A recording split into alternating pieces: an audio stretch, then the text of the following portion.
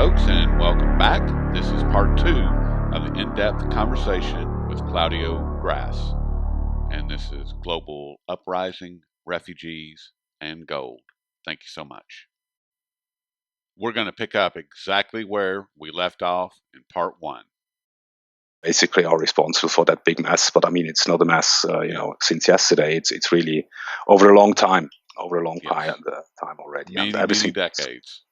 A great many decades, and what you just said, Claudio, as far as for every euro, every Swiss franc, every U.S. dollar, every paper fiat currency that you trade for gold and silver removes that number of currency denominations out of the military surveillance industrial complex. They can no longer get to it. And as soon as you put it back into the system, then you are in fact funding your own demise. And I want to ask you one last question. And that is, there's been a lot of, when you and I last spoke, Claudio, the whole idea of a cashless society was just beginning to emerge, and now the drumbeat is much louder. And we just learned that Sweden, which is already about 80% cashless, will probably move to be 100% cashless in the very near future. And how do you see this affecting not only the people of Sweden, but the nations around Sweden and the nations in which they conduct trade? What impact would that have on day-to-day business, as far as for you and I and other people that like our cash? How would that impact their lives? I just have my newest Outlook report. I'm right now finalizing the Outlook report, which I'm going to send out in the next few days. Okay. And this basically I can answer you the question. In there I'm writing, so combine this now with the idea of a total surveillance in a cashless society, which will lead to the fact that you will be 100% dependent on the government. Combine this with terror attacks and the military response of Western governments, that is to bomb the Middle East even stronger. This has only one logical consequence, that the hatred between Western countries and the Muslim people will intensify, that the parallel society and radicalization will increase further, more terror attacks will follow, and governments will grow all the more coercive as they steer towards totalitarianism.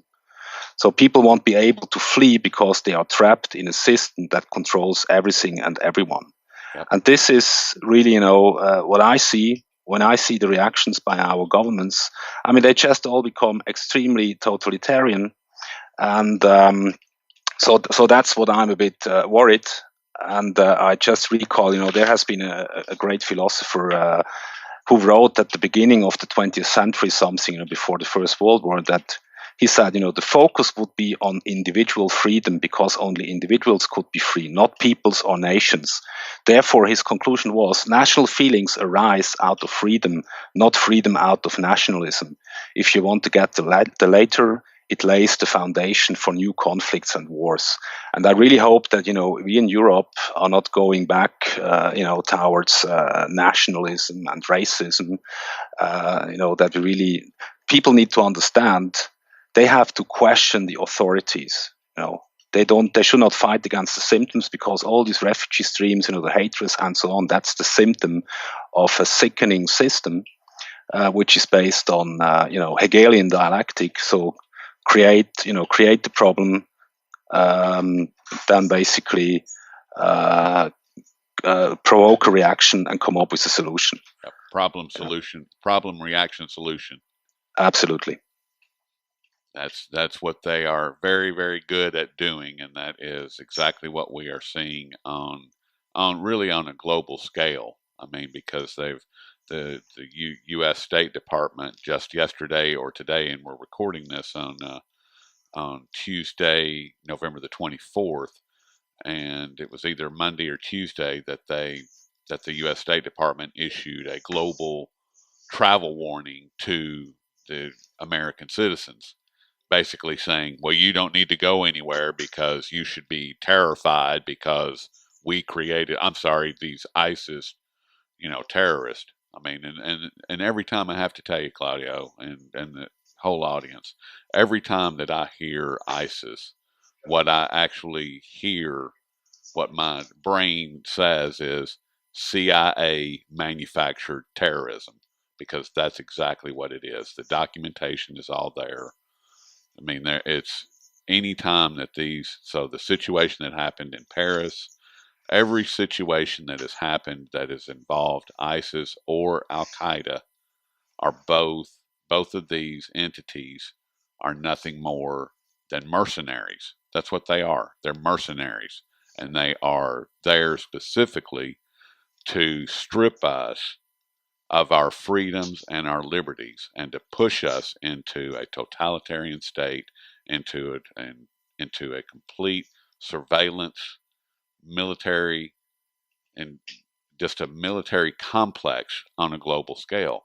They're doing it. They're doing a fine job of it in the eurozone with this whole refugee situation that just like you said creates problem reaction solution, and they're doing it, and now it's filtering into the U.S.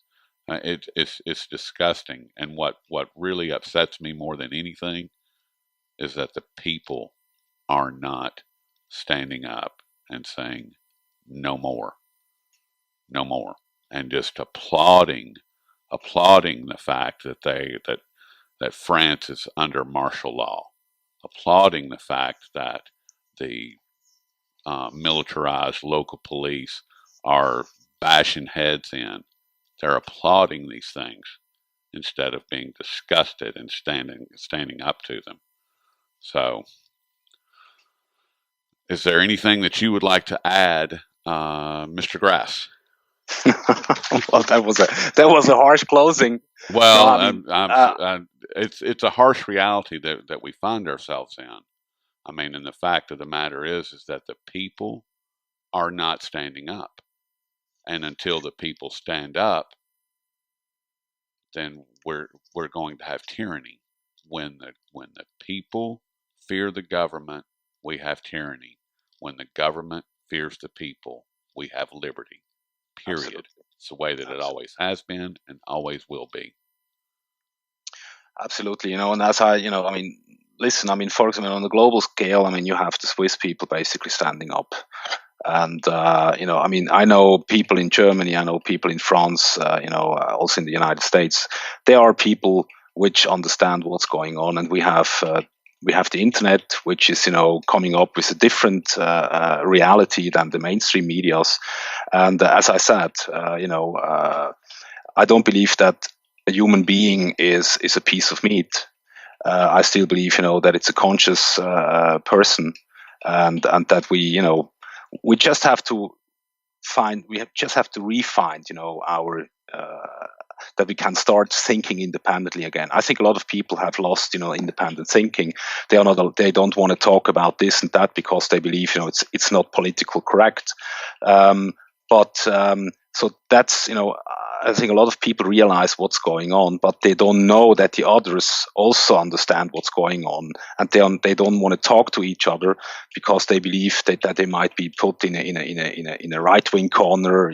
They might be politically incorrect, so, or that they might even face some repercussion at the place where they are working and so on.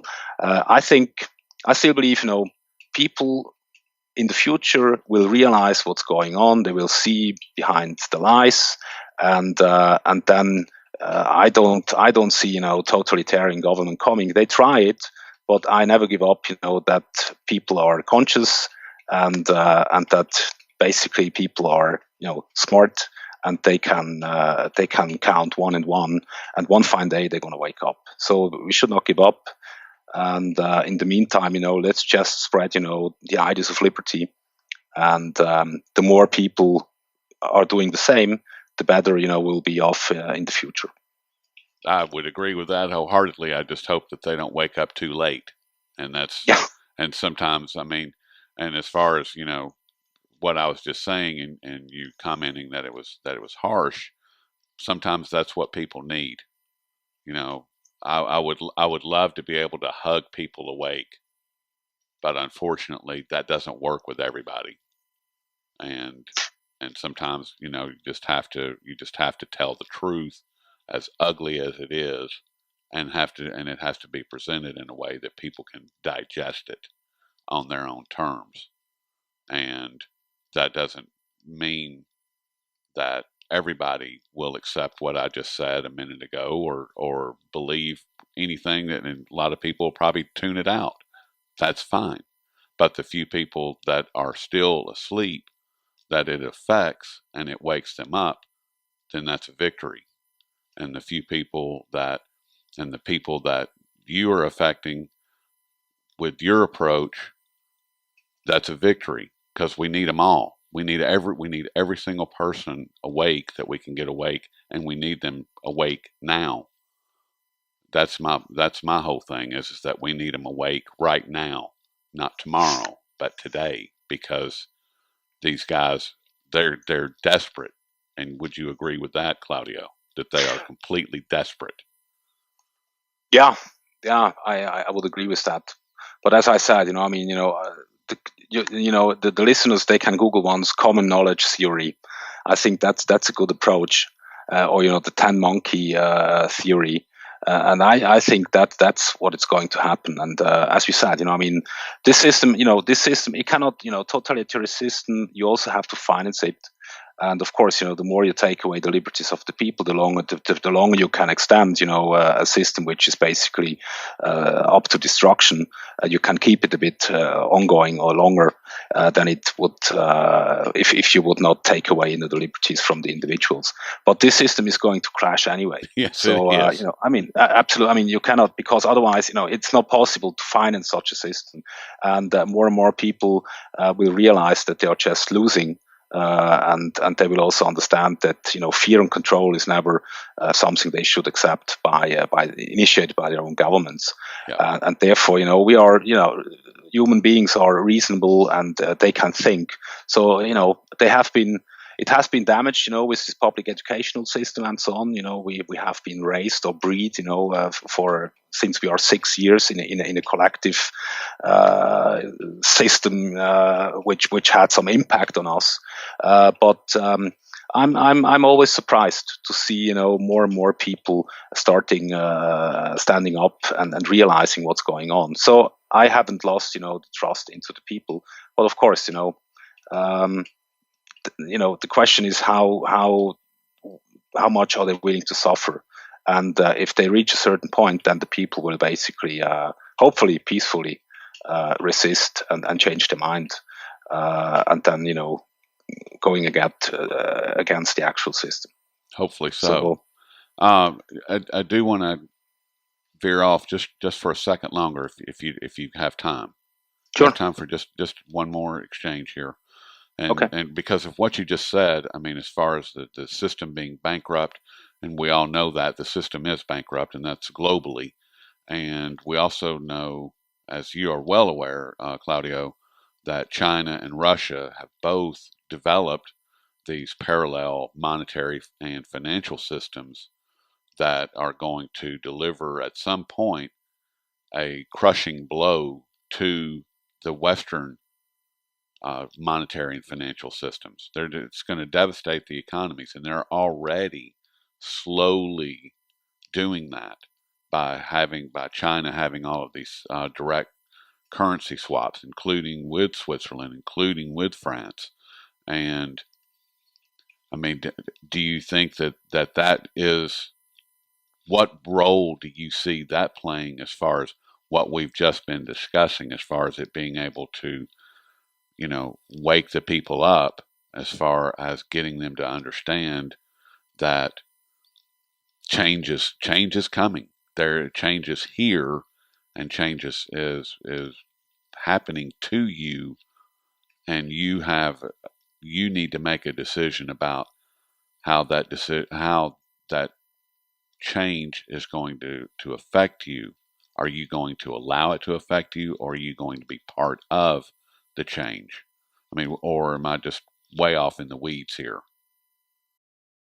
I like Carol Quigley, and I like Anthony Sutton. And since I know, that the Bolsheviks have been financed, by Wall Street and the Federal Reserve and certain other interest groups, the same goes for the Nazi Germans. The same goes also for China, because Mao was a Yale man. So you can even Google it on the Yale archive that back in 1972, they had an article coming up saying that they built up Mao, a great statesman and so on, because he was the editor of the Yale magazine. And also the little house he had, in China where he had his bookstore was owned by Yale. So, that brings us, we have, there are certain, I also believe that we have, an establishment which is, 100 and 150 years old, at least. And they have, they implemented some structures. And when we look at the Soviets, the first 5-year planning, the technology transfer into the Soviet Union and so on has been done, especially by U.S. Banking houses, big business, and so on.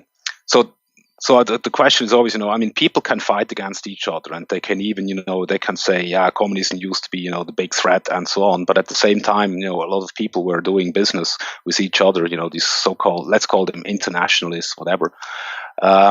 So I really don't know the outcome. I don't know what kind of game China is playing and how serious they are. I have the feeling when it comes to Russia that Putin really was kicking out the old oligarchs, and that he is making his stance, and he just wants to have an independent Russia under his control. And I also have the feeling that he wants to, basically he wants to unify also with Europe, and then we are back to Mackinder and Brzezinski, the Eurasian marketplace, which goes from Lisbon to Vladivostok, right, which everyone. I mean, of course, the old powers, they want to. They don't want to let that happen, because that's the doctrine, for the last 150 years, that you should not let Europe and Asia having seamless borders and an open market for trade, because that's the biggest region, and so it would have definitely a huge impact on the hegemonial status of the United States in these days. Yes. So, but I really don't know. But I see. I mean, of course. The outcome is that in the Western world, we are going to be impoverished. I mean, that's what the people need to understand. We can hold the dollars or euros or whatever. I mean, it's just a piece of paper, and as we can see, the total credit is just huge, and the dollar as a world reserve currency is basically. I mean, it will be over in the future. Yes. And so, I mean, the only way you really can protect yourself is, you need to have some real hard assets. And hopefully, when we see how totalitarian these states become, make sure that you have it in solid jurisdictions where the government doesn't have enough power to when they change their mind, that they can just say, okay, political order, we're going to confiscate. I mean, such a thing is not possible in Switzerland, because still, we the people are the sovereign, and not our politicians. And so I would not, I see, of course, I can see that shift from west to east.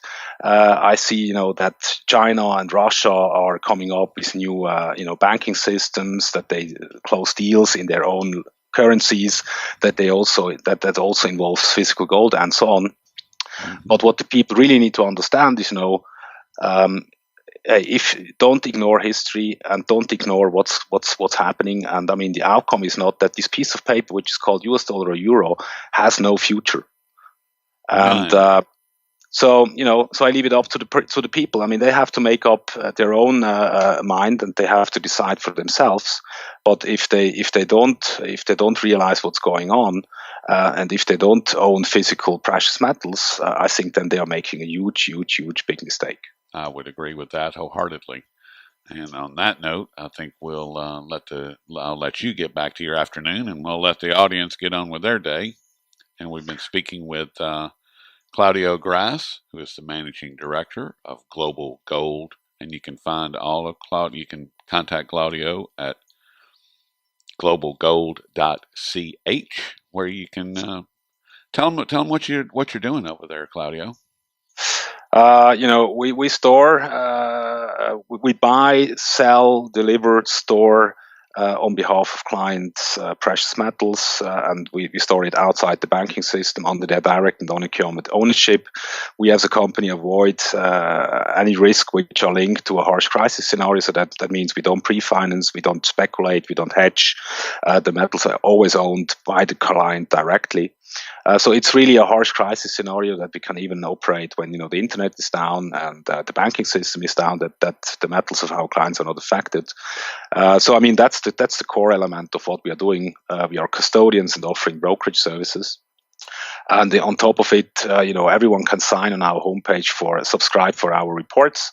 We do a quarterly report where we basically talk about big picture, about libertarian principles, what's happening on a geopolitical level, how does an economy is working. We love the Austrian School of Economics.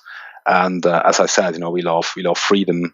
And that's basically, the angle we look at the world, what's happening, and how, what kind of trends we are able to identify. We don't know the future, but I think, trends are visible. And we really have great people cooperating with us. We share experiences with the Mises guys, and people like Lou Rockwell and all the freedom and liberty oriented persons. These are our friends. So yes, that's what we're doing. well, thank you very much, Claudio, and I hope that that the next time that we chat is not. I hope that we get to chat a lot sooner than we did last time. So, yeah, let's see what's happening, and and then we can also find out if we were correct with our assessment. But as I said, never give up. Never give up. I still believe in human beings. I mean, we are. We have children's. We have families, and so I mean, there is only one logical consequence, that we want to protect them and that we want to have them that they can live also a life in peace and prosperity, and that we should now really we have to end war. And I think that's the most important message. Get the troops out of bring them back, bring them home from wherever they're at. Absolutely. And wherever they belong. Whichever home it is that they belong to, that's where they need to go. That's where Absolutely. And get them out of whatever, ditch that they're in, that the government has placed them in. They need to get them out of that and bring them home. Couldn't agree with you more, Claudio. It's just, I'll speak with you very soon. Same to you, my friend. Thank you so much. It was good talking to you. Take care. Same here, Claudio. Bye-bye, Rory. Bye-bye.